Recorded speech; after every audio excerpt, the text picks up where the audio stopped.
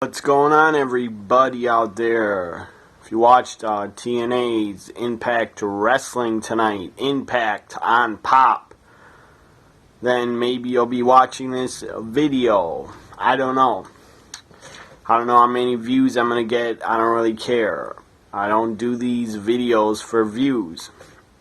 I mean, views are nice. I would be lying if I said I wouldn't. I would love to get 5,000 views, 3,000 views of video like some other people, but that's not why I'm doing it. But if 10,000 views came or 5,000, I would take them and be pretty happy about it. So, this is my Impact on Pop review for whatever, I think today's February 9th, 2009. Just let me check because I want to make sure I have the right date. It's February 9th. I was right. So, Impact on Pop started off with the TNA World Champion Matt Hardy, his wife Ruby Sky, or whatever her last name is, Ruby Hardy now, and their babysitter. At least that's what the announcers called him. They were like the babysitter, basically Tyrus, the babysitter, as he's known as now. He was carrying Matt Hardy's young son to the ring. Anyways, starts off with a promo. Matt Hardy basically screaming on the microphone, and it was pretty annoying. I'm not a fan of Matt Hardy as a heel when he's teaming with his brother Jeff as the Hardy Boys. I'm a fan of the Hardy Boys, but Matt Hardy as a heel, as a single star, I don't like him. And I guess then he's doing his job, because I do not like him as a heel. He is super annoying and just very, very, very annoying. And can get under a lot of people's skin, especially on Twitter. I've seen a lot of tweets Matt Hardy has tweeted of wrestling fans. Some of them are pretty funny, I thought, but I mean, like, people tweeting him like just stupid shit, like stupid marks. They must be marks because they're tweeting him, "Why are you so mean, Jeff or Matt Hardy? Why are you so mean on Impact Wrestling?" They gotta be stupid in the head, because Matt Hardy is just playing a part, but he's playing his heel part very well, because I dislike him as world champion. I don't really mind that he won the world title and had Tigress screw over EC3 and turn on him and join Matt Hardy, so that made sense to have EC3 lose a title because Tigress screwed him and helped Matt.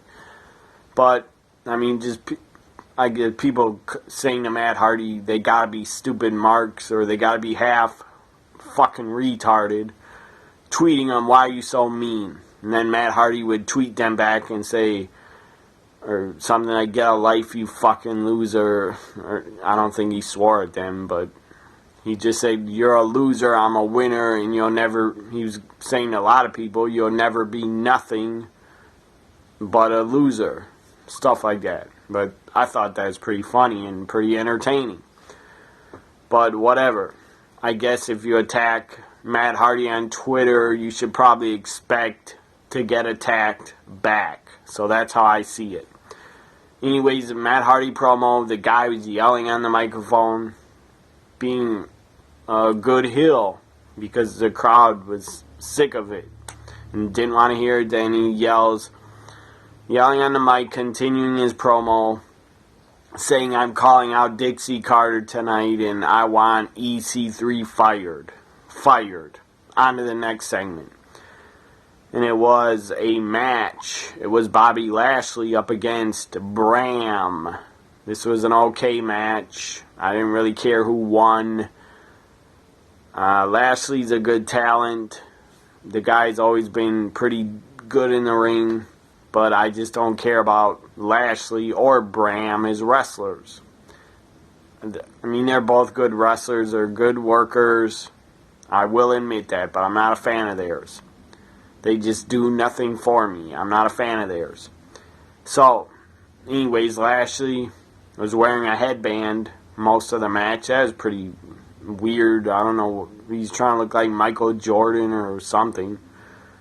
He needs to take that damn headband off during the match because it was pretty distracting. And it looked pretty stupid on him. Anyways, Lashley, he could beat my ass in real life. The guy's a successful MMA fighter. So I don't want to piss off Lashley if I ever see him in person or meet him. Anyways, Lashley wins, defeats Bram, and it was an okay match. Up next, we had Kurt Angle. Kurt Angle came out, cut a promo. It was pretty good. He talked. It was great to see Kurt Angle because the guy is a legend. And former Olympic gold medalist. The guy's a Pro Wrestling Hall of Famer, and the guy is an American sports hero because he won the gold medal for the United States of America in the Olympics back in '96 with according to Kurt, and I don't think you'd make this up, he won the Olympic gold medal with a broken freaking neck. So I got nothing but respect for Kurt Angle. The guy is one of the best of all time in pro wrestling. He's one of the best wrestlers ever. I'm not going to say he's number one, but he is very, very good. I'd put Kurt Angle right up there, side by side with Daniel Bryan. That's how good Kurt Angle is. And Kurt may be a little bit better. He may be a better pro wrestler than Daniel Bryan. A lot of people may argue that and fight about it. I'm sure a lot of people like Daniel Bryan more than Kurt Angle. I don't know. But I think Kurt is a little bit better of a pro wrestler than Daniel Bryan. But Daniel Bryan was very, very, very good. So, Kurt Angle cuts his promo. That ends. It was good to hear Kurt on the mic. And TNA Impact on Pop was in the UK for the first time this week. It was their first week of TV from the UK.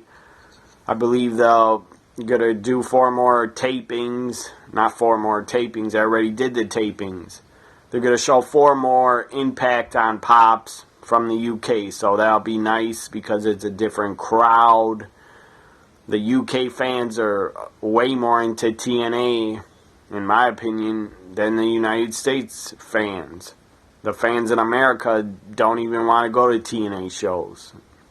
And that's TNA's fault. In my opinion, it is TNA's fault that they can't draw a crowd at house shows, and that they can't draw a crowd they can't draw that big of a crowd for their Impact TV tapings.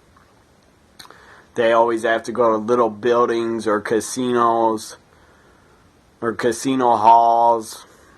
I mean, I don't think the last big crowd TNA drew was probably at a Lockdown or a Bound for Glory like 2 or 3 years ago. It was a pretty decent crowd of, I don't know how many, maybe 4,000 or 3,000, 5,000, I don't know. But TNA, they can't draw, and they stopped doing house shows. They can't draw in America because they don't promote. They do not do a good enough job of promoting that they even exist. So it's their fault that they can't draw in America, my opinion. But they do get decent ratings on Pop TV in America. But UK fans love TNA, and I'm sure TNA gets great high ratings in the UK. That's why they go there every year. And they draw really well. The building tonight, I believe it was in Manchester, or I think it was, or anyways, it was in England. I forgot which town. England looks like at least probably 2,000 or 3,000 people, maybe 4,000 were there, maybe more. I don't know the exact number, but they drew a good crowd because TNA is over in the United Kingdom, and TNA probably promotes way better on TV in the United Kingdom than in the United States. Or people in the United States just, maybe they do promote in the cities they're going to, and people in the United States just don't care about TNA enough to go. I don't know why people don't go.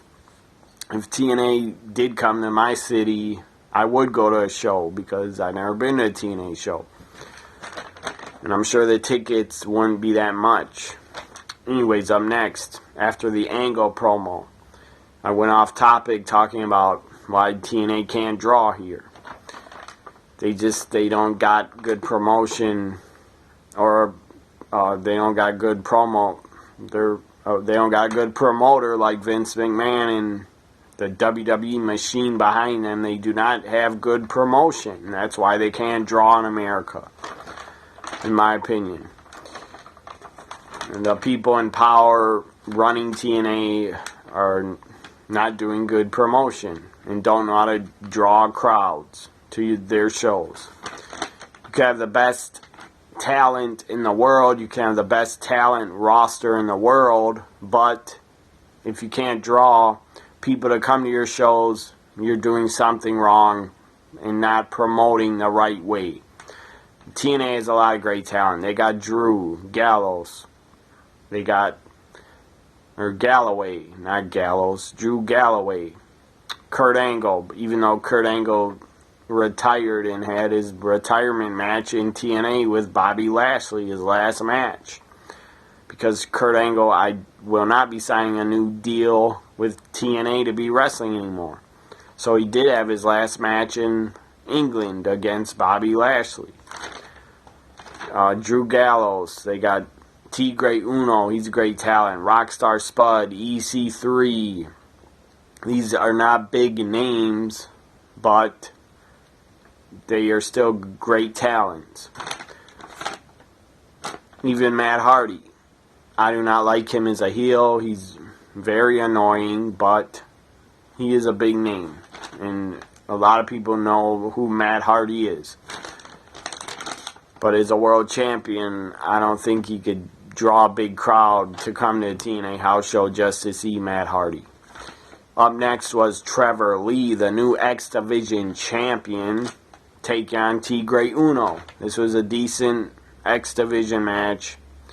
Trevor Lee came out with Shane Helms for some reason. I don't know why, but Shane Helms is coming out with Trevor Lee, like as his manager or something. Anyway, Shane Helms, I believe, works backstage in TNA. So that's probably why he came on camera. So Trevor Lee wins.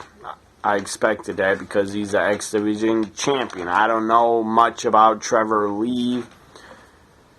I believe he's a pretty good talent on the independents, and he got a big name for himself. So TNA signed him. Good for him. Good for TNA, I guess. But I don't know who the guy was before he showed up in TNA. I never heard of him. Maybe he came from a great company. I don't know. I don't have that much time to watch every single independent wrestling company. I don't have that much time in my life. I have to have a life. I watch a lot of WWE Network, and outside of WWE Network, I gotta have a social life and a life with my girlfriend. So I only have time really to watch WWE Network and TNA and some Ring of Honor and some Lucha Underground.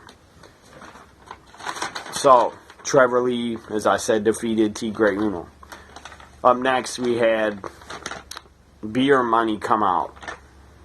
And this was great to see Beer Money come out together again as a tag team. They got a huge pop from the UK fans. They get in the ring, and then the tag champs, Decay. They're known as Decay. That's a pretty good name for a team, I think. Decay.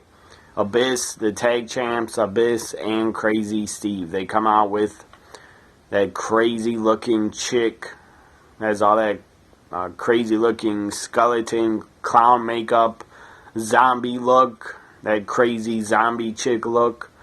Rosemary, she's with them. She has been for the last, I think, 3 or 4 weeks. Anyways, Rosemary, whoever does her makeup, they do a pretty good job because she looks pretty damn creepy. And if I saw her in person, I'd run if she came up to me looking like that, because she just looks creepy and freaky. Anyways, Abyss, Crazy Steve start coming to the ring. Beer Money starts brawling and street fighting with them on the outside. That was pretty cool to see. Then they get in the ring and the bell rings. Match starts. But the match, Beer Money was about to win. Abyss pulls the referee out of the ring, I believe. I kind of missed the end because I was staring at Twitter. Anyways, Abyss, I think, pulled the ref out, stopped the 3 count.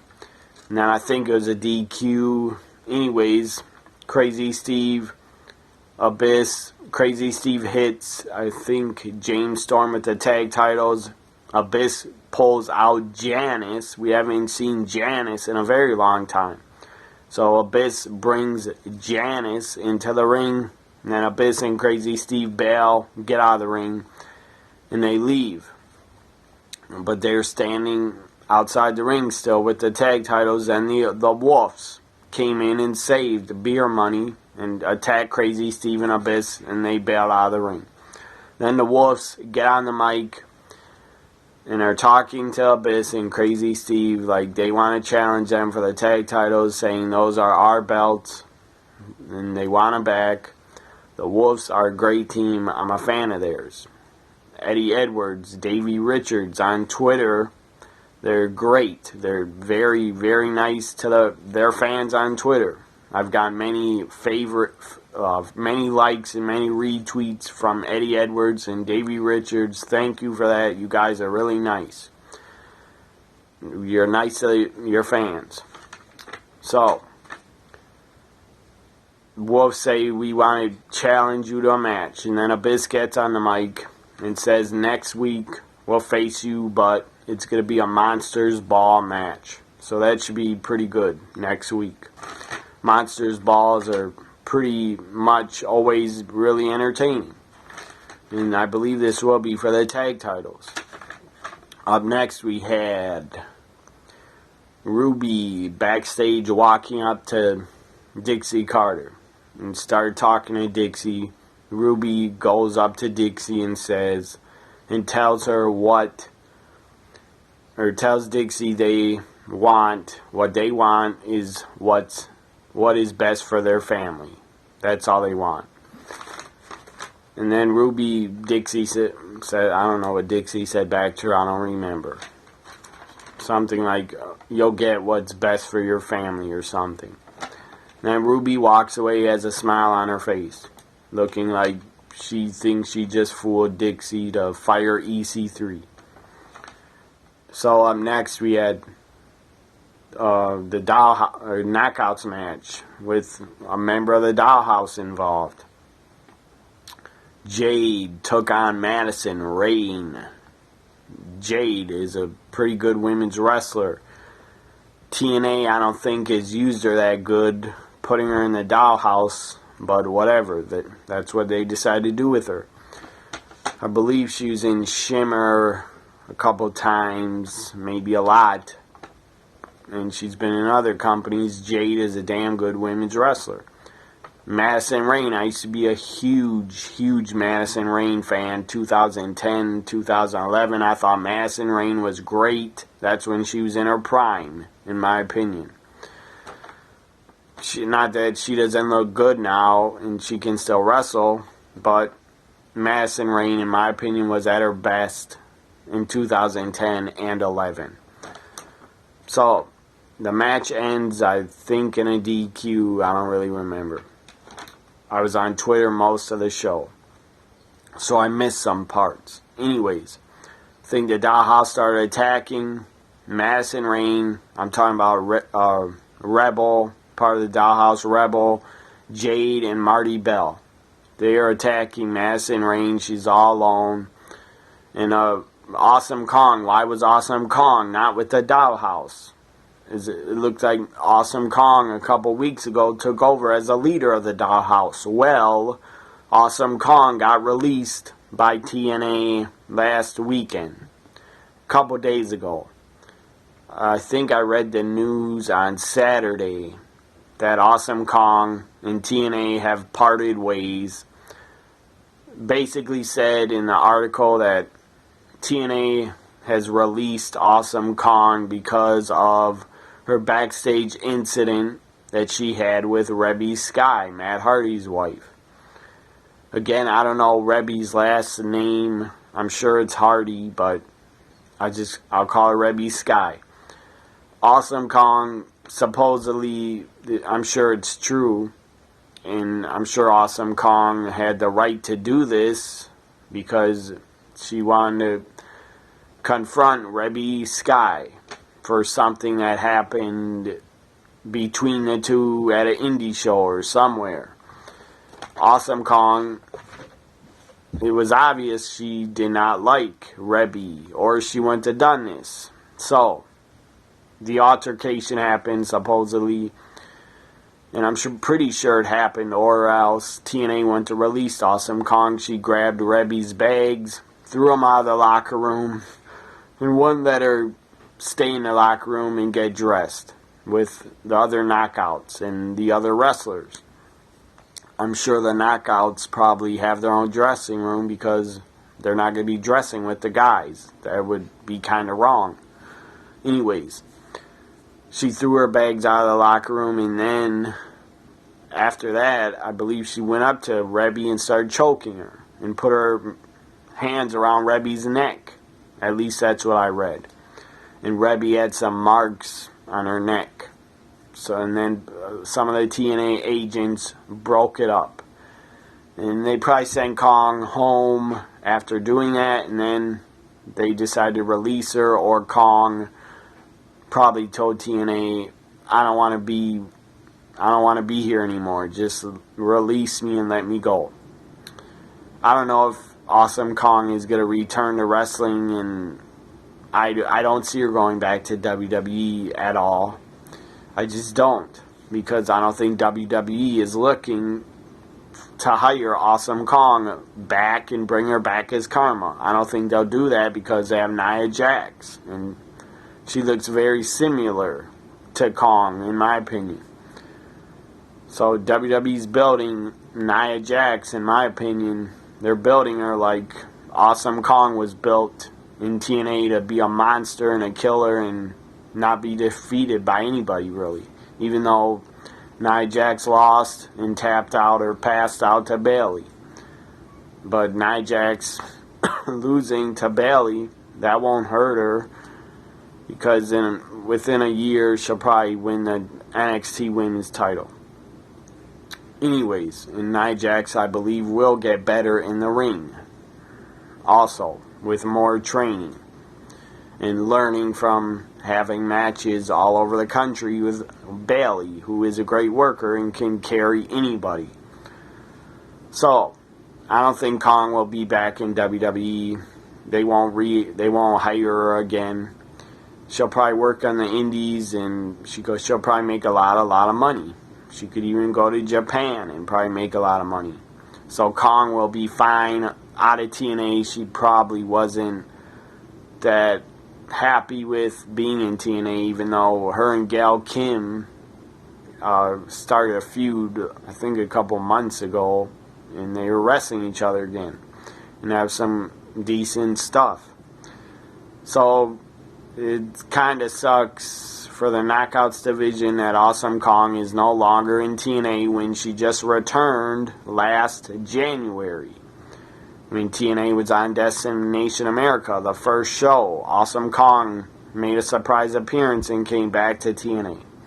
But now she's gone, and Kong is no longer the leader of the Dollhouse.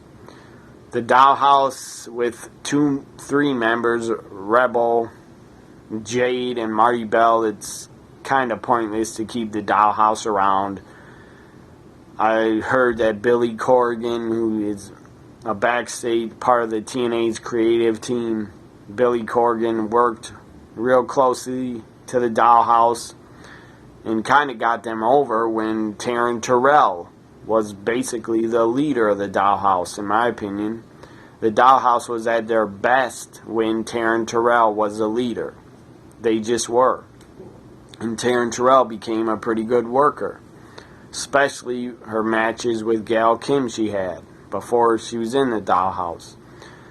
So Billy Corgan has worked closely with the Dollhouse, helped them out on promos and the look of their entrance and how they should enter the ring. And the other thing that Billy Corgan got for the Dollhouse is their theme song. He's a good friend of Courtney Love's, so he got the theme song for the Dollhouse from Courtney Love. I'm sure TNA's paying Courtney Love for that theme, even though it's pretty pointless to keep the Dollhouse around, in my opinion. It's pointless to keep them around for another 6 months, but maybe TNA will, because they want to use... If they drop the Dollhouse gimmick, then they won't have anything for Rebel, Jade, or Marty Bell to do. My goddamn cat's crying like crazy because he wants to get outside. Anyways, not outside, but in this other room that's close to outside where you can't go outside. Anyways, Jade wins, I believe. Jade won. And then they start beating down Madison Rayne, teaming up on her. Up next was, and then Gail Kim, her music hit, and she comes out like a ninja again. I'm not that attracted to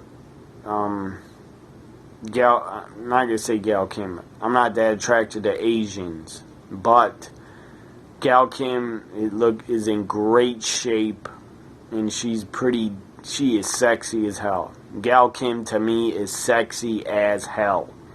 She comes out, looks sexy as hell, takes down the Dollhouse, beats them down, takes them out.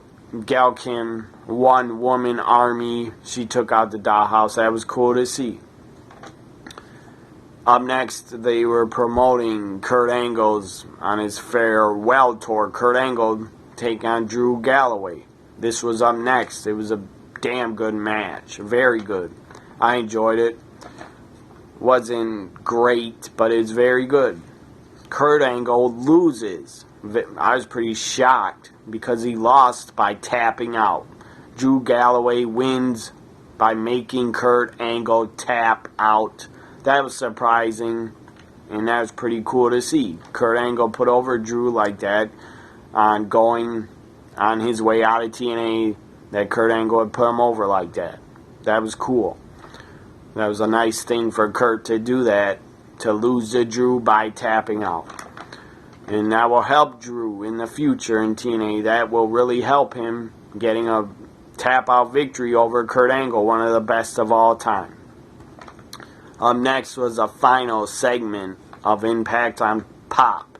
Matt Hardy comes out with Ruby, whatever her name, Ruby. Not Rebel, her name's Ruby. His wife and Tigress are behind him. Matt Hardy's yelling at Dixie Carter, again screaming and yelling on the microphone.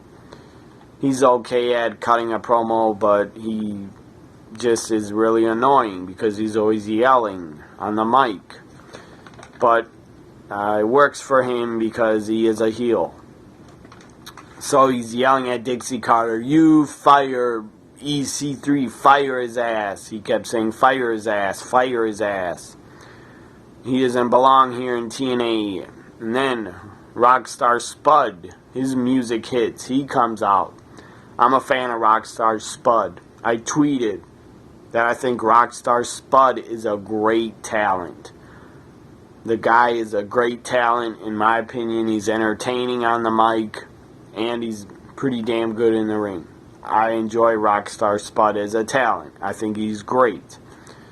and I'm happy still in TNA. Rockstar Spud comes out, talks on the mic, says that Matt Hardy, EC3 has done a lot of bad things to me, but he should not be fired, stuff like that. And Matt Hardy again screaming at Rockstar Spud, saying EC3's a piece of trash, and then he kept calling EC3 a piece of trash, telling Dixie to fire his ass.